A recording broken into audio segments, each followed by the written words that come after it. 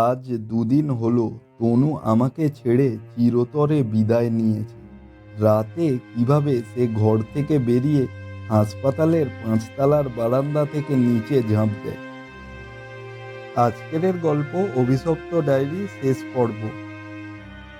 Office থেকে বেরোনোর ঘণ্টাখানেক আগে থেকেই ঘনিয়ে আসা কালো মেঘ থেকে বৃষ্টির ধারা নামতে শুরু করেছে।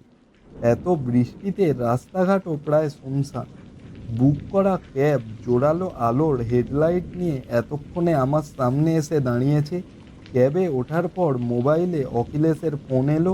ফোনটা রিসিভ করে বললাম, হ্যাঁ রে বল, কি খবর তোর? আমি ভালো আছি, তবে মনের দিক থেকে ভালো নেই। সারা জীবনেও নিজেকে ক্ষমা করতে পারবো না। এখন ওসব কথা রাখ। আমি সপ্তাহ বাদে তোর ওখানে যাচ্ছি, কোনো আপত্তি নেই তো? অখিলেশ অত্যন্ত খুশি হয়ে বলল, এ তো খুব ভালো খবর, তুই আসলে আমি সব থেকে বেশি খুশি হব। অখিলেশের বাড়িতে শেষ ভয়ঙ্কর রাতটায় তনু আমার সত্যি সত্যি ক্ষতি করতে চেয়েছিল, তবে সেদিন আমার তনু ছিল না। ওকে মাধ্যম করে অন্য কেউ তার হিংস্রতার প্রতিশোধ নিতে চেয়েছিল। আমার চিৎকার শুনে সুবোধ আর হরিশদা ছুটে আসে। হরিপদদার মুন্ডুহীন দেহটা বাড়ির বাগানে ছাতিম গাছের তলায় পাওয়া যায়। সুবোধ আর হরিপদদা তনুকে ধরাধরি করে ঘরের এক কোণায় বেঁধে রাখে। টানা ১ মাস আমি হাসপাতালে ভর্তি ছিলাম। স্নায়ুর উপর অসম্ভব চাপ পড়ে গিয়েছিল। রাতে ঘুমের মধ্যে সেই ভয়ানক মুখটা দেখতে পেতাম। চিৎকার করে উঠতাম ঘুমের মধ্যে। বেশিরভাগ সময়টা জেগে কাটিয়ে দিতাম, কারণ আমি ঘুমোতে ভয় পেতাম।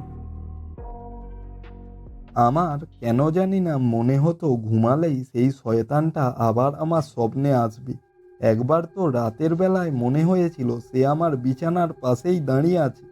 চোখ খুলে আর কাউকে দেখতে পাইনি। আমার অসুস্থতার খবর পেয়ে অখিলেশ ঘটনার ২ দিন পর দেশে ফেরে। আমি যতদিন হাসপাতালে ছিলাম ততদিন ও কোচবিহারে ছিল। ১ মাস পর আমি সুস্থ হয়ে উঠলে অখিলেশ আমায় নিয়ে আমার কলকাতার বাড়িতে ৩ দিন আমার সাথে ছিল। আর তখনই ওর মুখে ওদের বাড়ির সবথেকে খারাপ ইতিহাসটা জানতে পারি।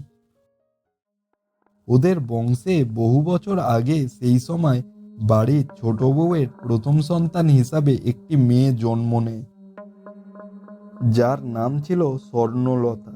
তাকে জন্ম দিতে গিয়ে তার মা মারা যায়। আর তারও ১ মাস পর স্বর্ণলতার বাবা কঠিন অসুখে শয্যাশায়ী হন। বাড়িতে অর্থনীতির বেশ ক্ষতি হতে থাকে। স্বর্ণলতা পড়াশোনা করতে খুব ভালোবাসত, তাই অল্প বয়সেই সে পড়ালেখায় পারদর্শী হয়ে ওঠে। এদিকে বাড়িতে ছোট বড় মিলিয়ে মিশিয়ে বেশ কিছু অমঙ্গলজনক ঘটনা ঘটতে থাকে। ব্যবসা বাণিজ্যে বিপুল পরিমাণ ক্ষতি হতে থাকে। একবার এক ঘোর বর্ষায় বাড়ির বড় কর্তা বজ্রাঘাত পড়ে মারা গেল। একটা সময় এই সব কিছুর জন্য স্বর্ণলতাকেই দায়ী করা হলো।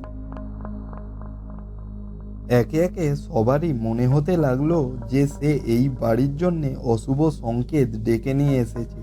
৩ তলার কোণার ঘর, যেটা স্বর্ণলতার ঘর ছিল, সেখানেই তাকে বন্দি করে দেওয়া হলো। দিনে শুধু খাবারটুকু দেওয়া ছাড়া আর কেউ সেরকম তার সাথে দেখা করতে আসতো না। তার বড় মা তাকে খুব স্নেহ করতেন। তিনি ছাড়া আর কেউ স্বর্ণলতার খাবার নিয়ে যেত না। এইভাবে সে মাস ৩ বন্দি ছিল।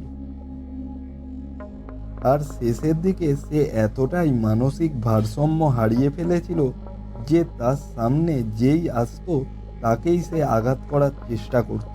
সেই সময় বড় মা ছাড়া তাকে কেউ আর শান্ত করতে পারতো না। স্বর্ণলতা খাওয়া দাওয়া প্রায় ছেড়েই দিয়েছিল। বড় মা তাকে বুঝিয়ে সুঝিয়ে সামান্য কিছু খাওয়াতে পারতেন।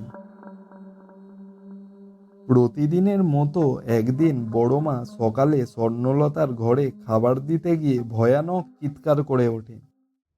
আর তার চিৎকারে সবাই ছুটে আসে। সেই সময় ঘরের মেঝেতে স্বর্ণলতার প্রাণহীন দেহটা পড়েছিল। তবে তার মৃত্যুটা ছিল সাংঘাতিক। সে পেন দিয়ে নিজেই নিজের গলার নালি ফুটো করে দেয়। গলার চারপাশে মেঝে রক্তে প্রায় ভেসে যাচ্ছিল। বড় মা স্বর্ণলতার মৃত্যুর এই ভয়াবহ দৃশ্য সহ্য করতে পারেননি। তিনি সেখানেই হার্ট অ্যাটাকে মারা যান। স্বর্ণলতার দেহ সৎকারের পর তার ঘর থেকে একটা ডায়েরি খুঁজে পেয়েছিলেন সেই বাড়ির মেজ কর্তা। তিনি সারা রাত সেটি পড়েন। পরের দিন তার দেহে কোনো প্রাণ ছিল না। ডায়েরিটা স্বর্ণলতা নিজের হাতে লেখা ছিল, যেখানে সে তার জীবনে সব যন্ত্রণার কথা লিখে রেখে গেছে। স্বামীর আকস্মাৎ মৃত্যুতে মেজ বউ রাগে উন্মাদ হয়ে সেই ডায়েরিটাকে পুড়িয়ে ফেলতে চেয়েছিলেন, কিন্তু কোনো অজ্ঞাত কারণে তার শাড়ির আঁচলে আগুন লেগে যায়। সবাই চেষ্টা করেও সেই আগুন নেভাতে পারেনি। যতক্ষণে আগুন নেভে ততক্ষণে সে মৃত্যুর বিছানায় ঢলে পড়েছে। তবে আশ্চর্যজনকভাবে সেই ডায়েরিটার কোনো রকম ক্ষতি হয়নি। এই ঘটনার পরের দিনই এলাকার সবথেকে বড় তান্ত্রিককে ডেকে এনে পুজো মন্ত্রপাঠ করে ডায়েরি সহ 3 তলার সেই ঘরটাকে চিরকালের জন্য আটকে দেওয়া হয়। আর সেই ঘর এত বছর পর অখিলেশের কথাতেই খোলা হয়।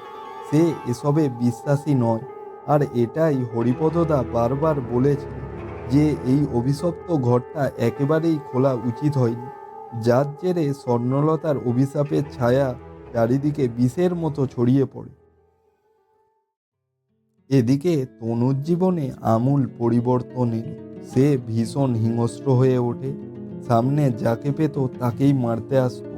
মাঝে মাঝে কেঁদে উঠত, আবার কখনো কখনো খিলখিল করে হেসে উঠত।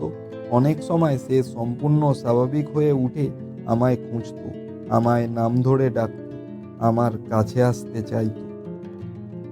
আর সেই সময় আমায় সামনে না পেলে ঘর থেকে বেরিয়ে যাওয়ার চেষ্টা করত। ডাক্তার আর নার্সেরা মিলে খুব কষ্টে তাকে বেঁধে ঘুমের ওষুধ ইঞ্জেকশন করে দিত। বেশিরভাগ সময়টা সে ঘুমিয়েই কাটিয়ে দিত, আর যখন ঘুম ভাঙত তখনই তার পাগলামো শুরু হয়ে যেত। তার এই বীভৎস স্বভাব আমি বেশি দিন সহ্য করতে পারলাম না। এরপর তার সাথে দেখা করতে যাওয়া বন্ধ করে দিলাম। আসলে দেখা করতে গিয়েও কোনো লাভ হতো না, কারণ সে আমার সামনে দেখতে পেলেই মারতে আসত, আর খালি বলতো সে নাকি আমায় শেষ করে দেবে। আমি বুকের মধ্যে একরাশ কষ্ট আর হতাশা নিয়ে বাড়ি ফিরতাম। এরপর মাঝে মধ্যে ডাক্তারকে ফোন করে ওর খোঁজখবর নিতাম। একদিন ডাক্তারের মুখেই জানতে পারি যে তনু নাকি এবার নিজেকেও আঘাত করা শুরু করেছে, তাই ওকে সর্বক্ষণ বেঁধে রাখা হতো। আজ 2 দিন হলো তনু আমাকে ছেড়ে চিরতরে বিদায় নিয়েছে। রাতে কিভাবে সে ঘর থেকে বেরিয়ে হাসপাতালের 5 তলার বারান্দা থেকে নিচে ঝাঁপ দেয়। বৃষ্টিটা এখন অনেকটাই কমেছে। লিফট থেকে বেরিয়ে ঘরের দরজা খুলে ভেতরে ঢুকতেই পায়ের নিচে শক্ত মতো কিছু একটা ঠেকলো। লাইটটা জ্বালিয়ে মেঝের দিকে তাকাতেই আমার শরীরের রক্ত হিম হয়ে এলো। যেটার জন্য আমি তনুকে হারিয়েছি, এখন সেটাই আমার পায়ের সামনে পড়ে আছে, স্বর্ণলতার অভিশপ্ত ডায়েরি। এমন সময় হঠাৎ ঘরের আলোটা নিভে গেল। বাইরে তখনও মেঘের গর্জন করছে। সেই মেঘের বিদ্যুতের আলোয় এক ঝলকে দেখলাম আমার সামনে সোফায় তনু বসে আছে। সে এক অদ্ভুত চাহনিতে আমার দিকে চেয়ে আছে। মাঝে মাঝে মেঘের আলোয় আমি তাকে দেখতে পারছি। আমার তাকে দেখে বড্ড মায়া হলো। আমি যেন একেবারেই ভুলেই গেলাম যে তনু আর বেঁচে নেই। আমায় সে বলছে, আমার কাছে এসো, আমার যে বড় কষ্ট, খুব কষ্ট। আমায় ও কিছুতেই তোমার কাছে যেতে দিচ্ছে না।